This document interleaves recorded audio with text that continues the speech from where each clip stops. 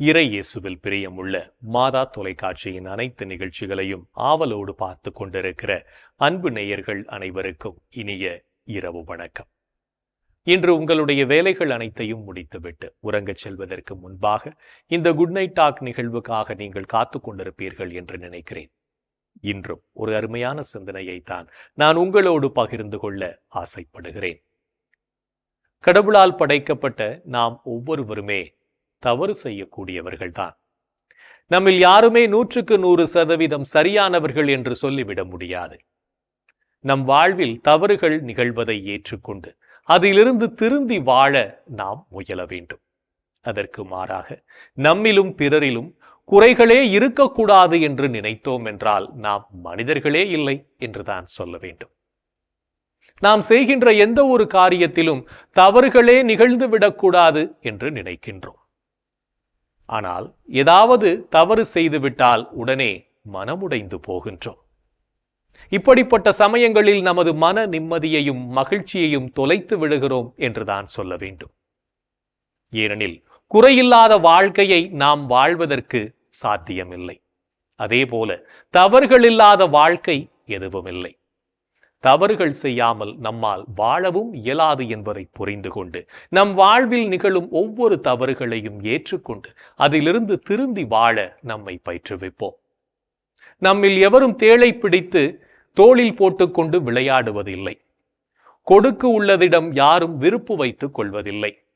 நெருப்பு உள்ள இடத்தை யாரும் நெருங்க நினைப்பதில்லை. நமது உள்ளத்தை மற்றவர்கள் நெருங்க வேண்டுமென்றால் நம்மிடம் அன்பு, கருணை, மன்னிப்பு, ஏற்றுக்கொள்ளுதல் அனைத்தும் இருக்க வேண்டும்.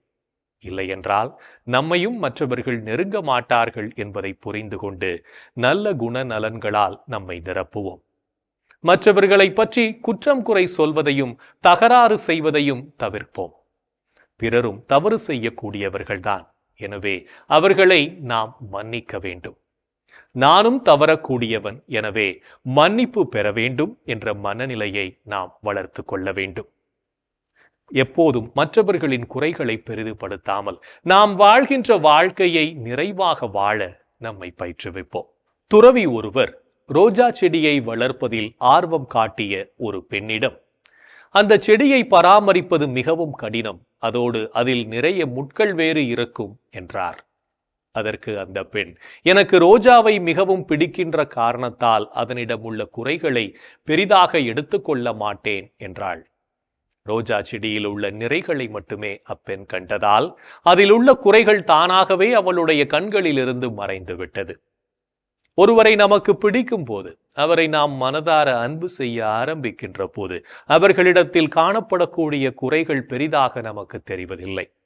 எனவே அன்புதான் இவ்வுலகில் உள்ள அனைத்து வகையான நோய்களுக்கும் மருந்தும் ஊட்டச்சத்தும் என்பதை உணர்ந்தவர்களாய் வாழ்வோம்.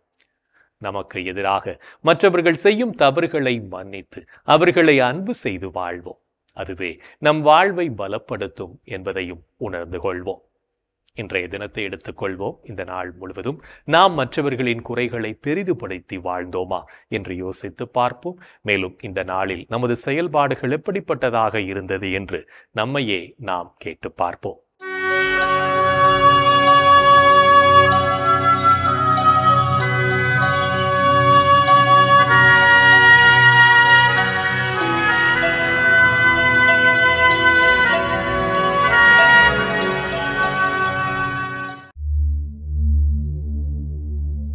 இன்று நீங்கள் கடவுள் செய்த அரும் செயல்களுக்கு நன்றி கூறினீர்களா? ஆண்டவருக்கு நன்றி செலுத்துங்கள். அவர் தம் பெயரை சொல்லி வழிபடுங்கள். அவர் தம் செயல்களை மக்களினங்கள் அறிய செய்யுங்கள். கடவுளது இரக்கத்தை இன்றைய தினம் நீங்கள் உணர்ந்து கொண்டீர்களா? மனிதர் விரும்புவதாலோ உழைப்பதாலோ எதுவும் ஆவதில்லை. கடவுள் இரக்கம் காட்டுவதாலேயே எல்லாம் ஆகிறது. இன்று நீங்கள் அனைவருடனும் நல்ல நட்பு கொண்டு வாழ்ந்தீர்களா? நீங்கள் ஒரு மனத்தவராய் இருங்கள். உயர்வு மனப்பான்மை கொள்ளாமல் தாழ்நிலையில் உள்ளவர்களோடு நன்கு பழகுங்கள். நீங்கள் உங்களையே அறிவாளிகள் எனக் கருதி பெருமிதம் கொள்ள வேண்டாம். இன்று நீங்கள் மற்றவருக்கு பயன் தரக்கூடிய வார்த்தைகளை பேசினீர்களா? கெட்ட வார்த்தை எதுவும் உங்கள் வாய் நின்று வரக்கூடாது. கேட்போர் பயனடையும்படி தேவைக்கு ஏற்றவாறு அருள் வளர்ச்சிக்கேற்ற நல்ல வார்த்தைகளையே பேசுங்கள். இன்று நீங்கள் தூய ஆவியாரை பழித்துரைத்தீர்களா? கடவுளின் தூய ஆவியாருக்கு துயரம் வருவிக்காதீர்கள். மீட்பு நாளை முன்னிட்டு உங்கள் மீது பொறிக்கப்பட்ட முத்திரையாக அவர் இருக்கிறார். இன்று நாம் எப்படிப்பட்ட செயல்களை செய்திருக்கிறோம் என்று நம்மையே நாம் திரும்பி பார்த்த வேளையில் பல செயல்கள் இறைவனுக்கு ஏற்புடையதாக இருந்தாலும் சில செயல்கள் வழியாக இறைவனையும் நம்மை சுற்றி வாழும் சமூகத்தையும் மனநோகச் செய்திருப்போம். அத்தகைய தருணங்களுக்காக மனம் வருந்தி மன்னிப்பு கேட்டு மனத்துயர் மன்றாட்டை ஜெபிப்போம்.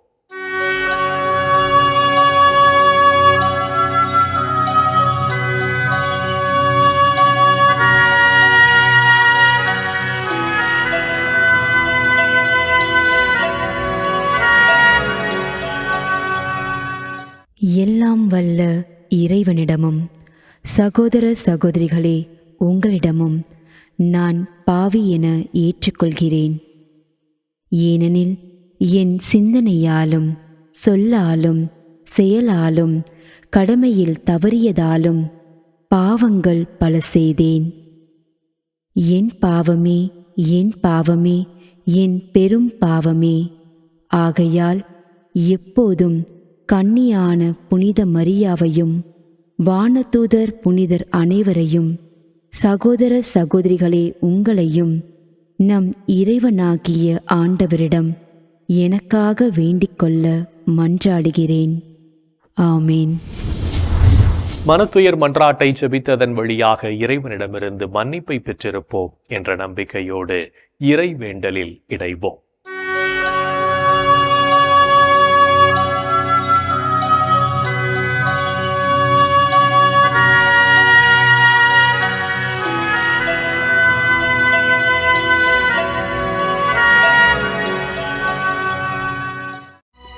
இறைவா இறைவா எமக்கு துணை புரிய வாரும். ஆண்டவரே எமக்கு துணை புரிய விரைந்து வாரும். தந்தைக்கும் மகனுக்கும் தூய ஆவியார்க்கும் மாட்சி உண்டாவதாக. தொடக்கத்தில் இருந்தது போல் இப்பொழுதும் எப்பொழுதும் என்றென்றும் இருப்பதாக. ஆமென்.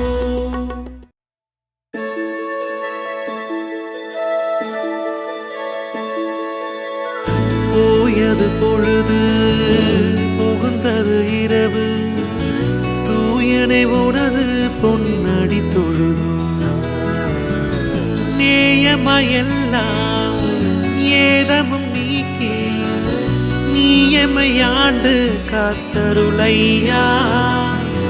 கனவுகள் துயில் வழி காணுதல் வேண்டாம், கனவிருள் பூதமும் கண்ணுரள் வேண்டாம்.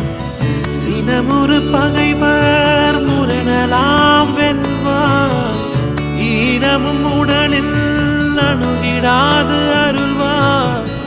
ஆதியம் தந்தாய் அருள் புரிவீரே, அமலன மகனே அருள் புரிவீரே. ஜோதிய உருவாம் தூய ஆவியாரே, தொழுதனம் உமதடி அருள் புரிவீரே. ஆமென் ஆமென் ஆமென்.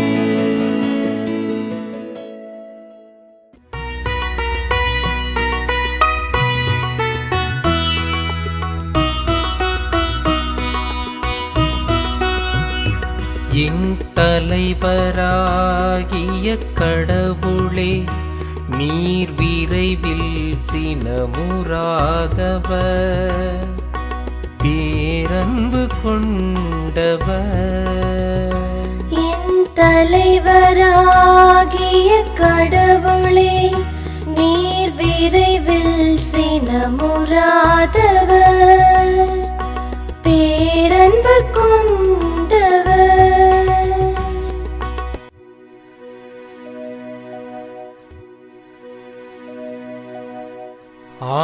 ஆண்டவரே எனக்கு செவிசாய்த்து பதிலளியும். ஏனெனில் நான் எளியவனும் வறியவனும் மாவே. என் உயிரை காத்தருளும். ஏனெனில் உம் மீது நான் பற்றுடையவன். உம் அடியானை காத்தருளும். நீரே என் கடவுள், உம்மீது நான் நம்பிக்கை கொண்டுள்ளேன். என் தலைவரே, எம்மேல் இரக்கமாயிரும். ஏனெனில் நாள் முழுவதும் உம்மை நோக்கி மன்றாடுகிறேன். உம்மடியானின் மனதை மகிழச் செய்யும். என் தலைவரே, உம்மை நோக்கி என் உள்ளத்தை உயர்த்துகின்றேன். ஏனெனில் என் தலைவரே, நீர் நல்லவர், மன்னிப்பவர். உம்மை நோக்கி மன்றாடும் யாவருக்கும் பேரன்பு காட்டுபவர். ஆண்டவரே, என் வேண்டுதலுக்கு செவிகொடும். உம் உதவியை நாடும் என் கூக்குரலை கேட்டருளும். என் துன்ப நாளில் உம்மை நோக்கி மன்றாடுவேன். நீரும் எனக்கு பதிலளிப்பீர்.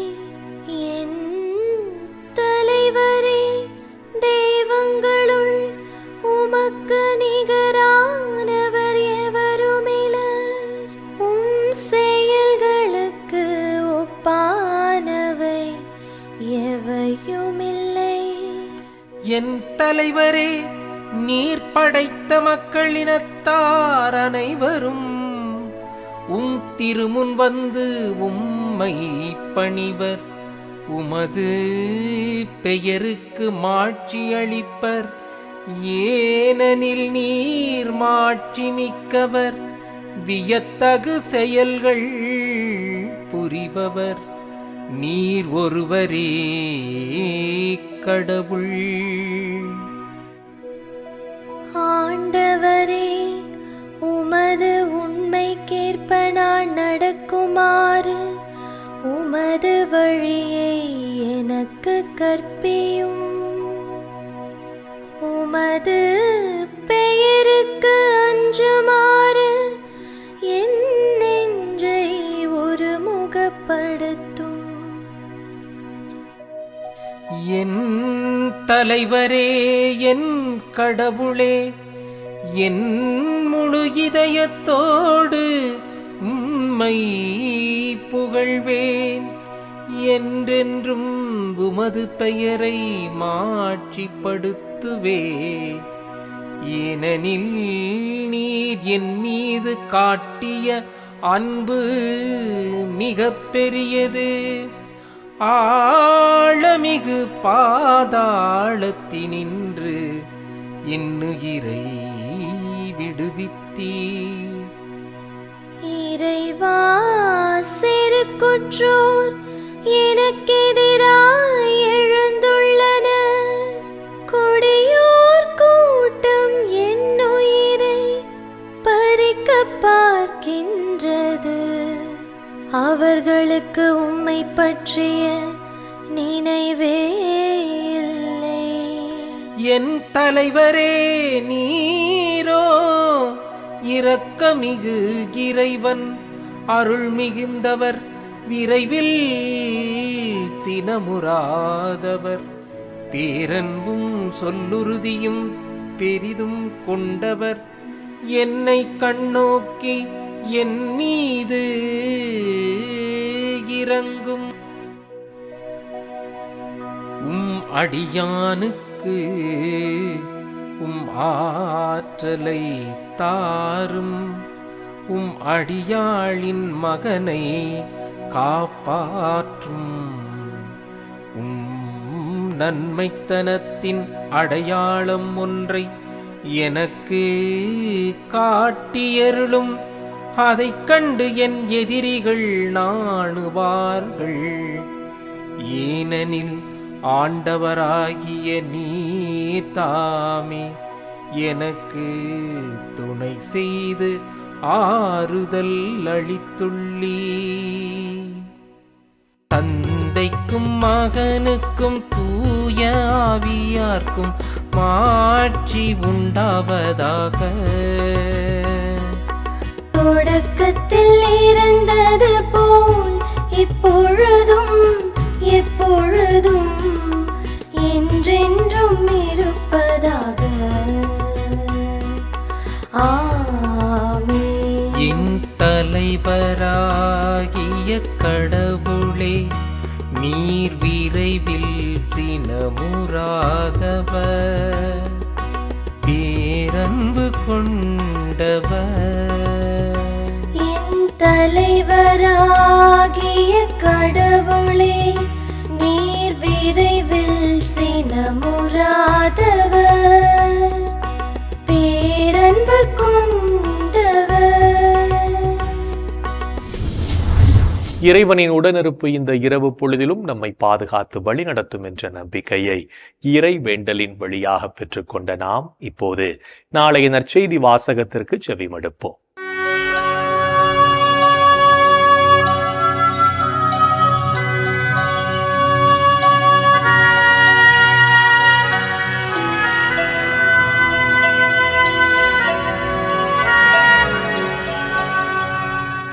நாளைய திருப்பலி வாசகங்கள். முதல் வாசகம் அரசர்கள் முதல் நூலிலிருந்து வாசகம். அதிகாரம் 21, இறை வார்த்தைகள் 17 முதல் 29 வரை. பதிலுரை பாடல். திருப்பாடல் அதிகாரம் 51, இறை வார்த்தைகள் 1 முதல் 4, 9 மற்றும் 14. மத்தேயு எழுதிய தூய நற்செய்தியிலிருந்து வாசகம்.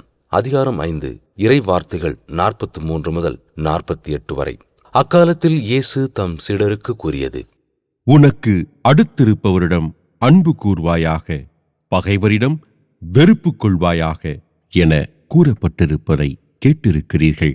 ஆனால் நான் உங்களுக்குச் சொல்கிறேன், உங்கள் பகைவரிடமும் அன்பு கூறுங்கள். உங்களை துன்புறுத்துவோருக்காக இறைவனிடம் வேண்டுங்கள். இப்படிச் செய்வதால் நீங்கள் உங்கள் விண்ணக தந்தையின் மக்கள் ஆவீர்கள்.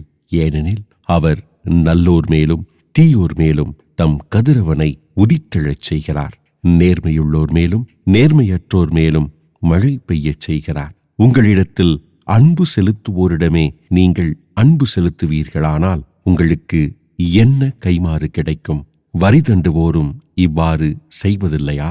நீங்கள் உங்கள் சகோதர சகோதரிகளுக்கு மட்டும் வாழ்த்து கூறுவீர்களானால் நீங்கள் மற்றவர்களுக்கும் மேலாக செய்து விடுவதென்ன? பிறவினத்தாரும் இவ்வாறு செய்வதில்லையா? ஆதலால் உங்கள் விண்ணகத் தந்தை நிறைவுள்ளவராய் இருப்பது போல நீங்களும் நிறைவுள்ளவர்களாய் இருங்கள். ஆண்டவரின் அருள்வாக்கு. கிறிஸ்துவே உமக்கு புகழ். ஆண்டவரே, உம் கையில் என் உயிரை ஒப்படைக்கின்றேன். ஆண்டவரே, உம் கையில் என் உயிரை ஒப்படைக்கின்றேன்.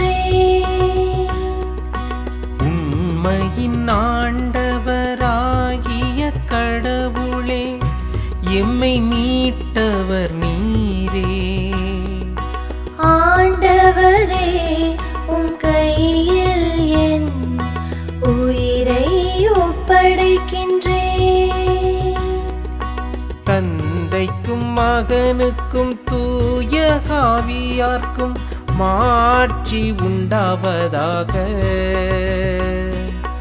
ஆண்டவரே, உம் கையில் என் உயிரை ஒப்படைக்கின்றேன். நம் பகைவர்களை அன்பு செய்து வாழவும், நம்மை துன்புறுத்துவோருக்காக செபிக்கவும் அழைப்பு விடுக்கும் இயேசுவின் குரலுக்கு செவிமடுத்து வாழ்வோம் என்ற சிந்தனையோடு சிமியோன் பாடலில் இணைவோம்.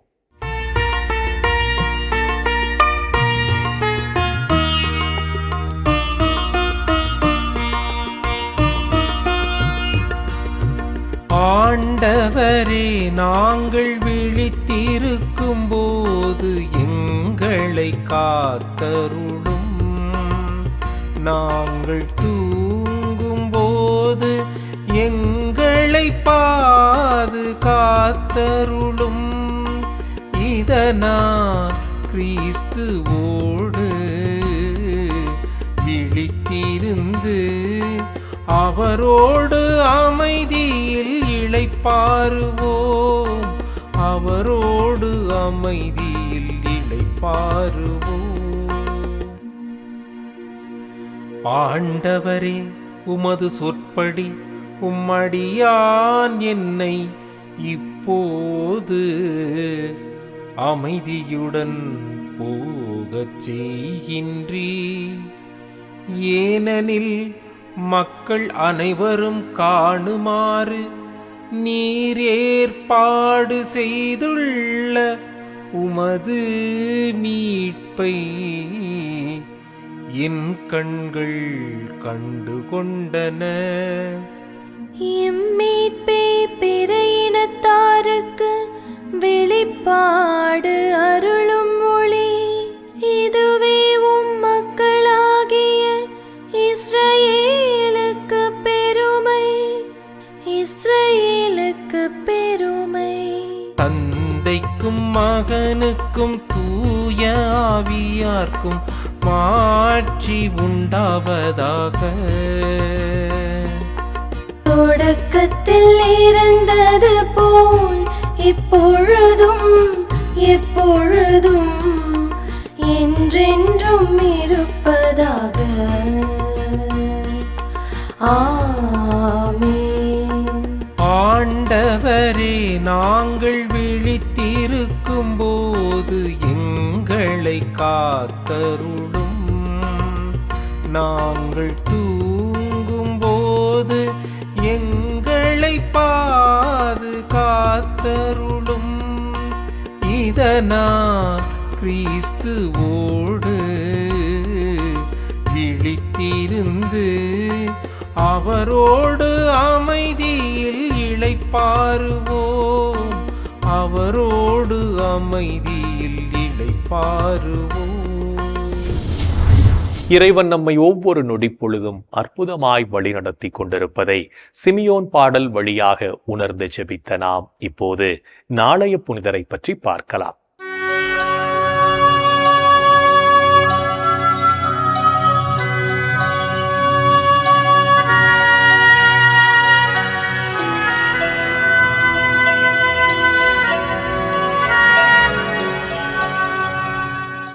ஜூன் 16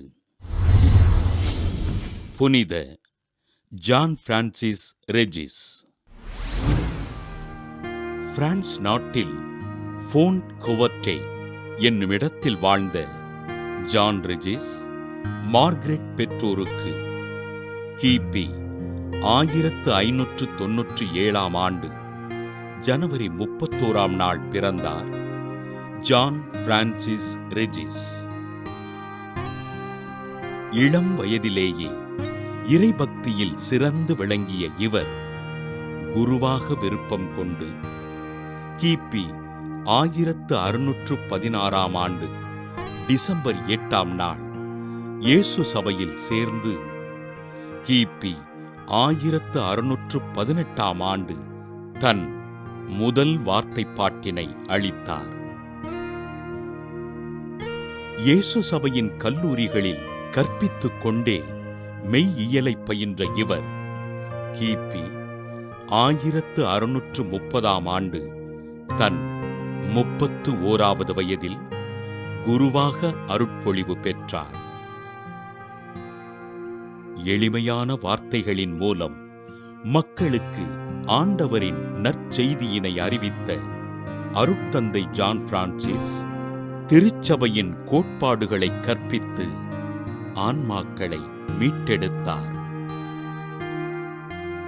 கிபி 1632 ஆண்டு பிரான்ஸ் நாட்டின் துலூஸ் நகரில் பிளேக் நோய் பரவ அருட்தந்தை ஜான் பிரான்சிஸ் இரவு பகல் பாராமல் மக்களுக்கு உதவிகள் செய்து நோயிலிருந்து மக்களை காப்பாற்றினார். இரக்க செயல்களுக்கு தேவையான பணம், உணவு ஆகியவற்றை வசதிமிக்கோரிடமிருந்து சேகரித்த அருட்தந்தை ஜான் பிரான்சிஸ் ஏழைகளுக்கு உதவிகள் செய்து அவர்களின் துயர் தீர்த்தார். விபச்சார தொழில் செய்து நிம்மதியிழந்து வாழ்ந்த மகளிருக்கு விடுதி அமைத்துக் கொடுத்து அவர்களுக்கு பணியினை வழங்கி வாழ்வித்த அருட்தந்தை ஜான் பிரான்சிஸ் ரெஜிஸ் கிபி 1640 டிசம்பர் 30 விண்ணகப் பிறப்படைந்தார். கிபி 1633 முதல் 1640 வரை லெஃபோரஸ், லெவோலாய் பகுதிகளில் உள்ள 50 மாவட்டங்களில் பணி செய்து பலரை ஆண்டவருக்குள் சேர்த்த அருட்தந்தை ஜான் பிரான்சிஸ் ரெஜிஸினை திருத்தந்தை 12ஆம் கிளெமெண்ட் கிபி 1737 ஏப்ரல் 5 புனிதராக உயர்த்தி தையல் கலைஞர்களின் பாதுகாவலராக அறிவித்தார். புனித ஜான் பிரான்சிஸ் ரெஜிஸ் திருவிழாவினை கொண்டாடுகின்ற நாம் நெசவாளர்களுக்காகவும் அவர்களது குடும்பங்களுக்காகவும் ஜெபிப்போம். புனிதர்கள் ஒவ்வொருவரும் தங்களது வாழ்க்கையின் மூலம் இறைவனுக்கு சான்று பகர்ந்து வாழ்ந்தவர்கள் என்பதை உணர்ந்தவர்களாய் நாமும் அவர்கள் வழியில் வாழ்ந்து இறை வழியில் பயணிப்போம் என்ற நம்பிக்கையோடு நாளைய தினம் நாம் வசிக்கும் இடத்தை தூய்மையாக வைத்துக் கொள்வோம். என் அன்பு சகோதரனே, சகோதரியே, கடவுள் நம்மை எவ்வளவு அதிகமாக அன்பு செய்கிறார், நம்மை எவ்வளவு அதிகமாக தன் அன்பின் கரங்களால் தொட்டு வழிநடத்தி கொண்டிருக்கிறார் என்பதை இன்றைய நாளில் நாம் பல நேரங்களில் உணர்ந்திருப்போம். இந்த கிருபைக்காய் கடவுளுக்கு நன்றி சொல்வோம். நமது திருச்சபையை வழிநடத்தி கொண்டிருக்கின்ற நம் திருத்தந்தை அவர்களுக்காக நாம் உருக்கத்தோடு மன்றாடுவோமா?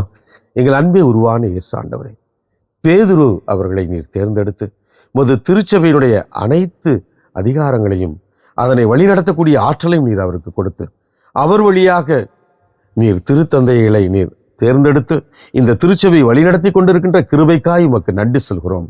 எங்களது திருத்தந்தை அவர்களை நீர் ஆசீர்வதித்தருளும். அவருக்கு நல்ல உடல் உள்ள சுகத்தை கொடுத்தருளும். அவர் எடுக்கின்ற ஒவ்வொரு முயற்சியையும் நீர் ஆசீர்வதித்தருளும். அவர்கள் செய்கின்ற ஒவ்வொரு பயணத்திலும் அவருக்கு துணை வாரும்.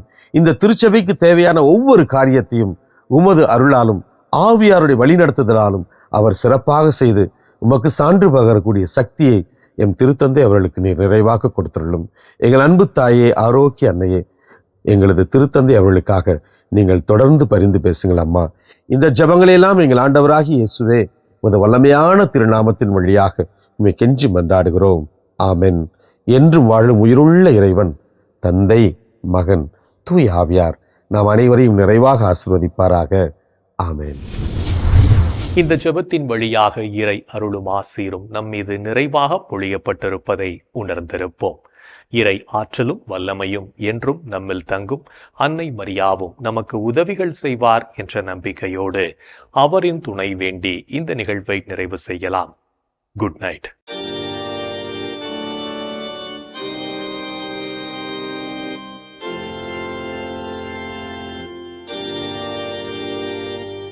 வாழ்க அரசியே, தயை மிகு அன்னையே, வாழ்வே இனிமையே, தஞ்சமே வாழ்க.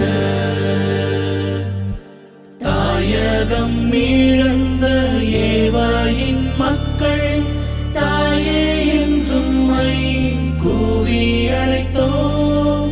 கண்ணீர் கனவாய் நின்றும்மை நோக்கி கதறியே அழுதோம், பெருமூச்சறிந்தோம். ஆதலால் ஏமக்காய் பரிந்துரைப்பவரே, அன்புடன் எம்மை கடைக்கண் பாரே. திருவயிற்றின் கனியாம் இயேசுவே, இம்மை வாழ்வின் இறுதியில் காட்டுவே கருணையின்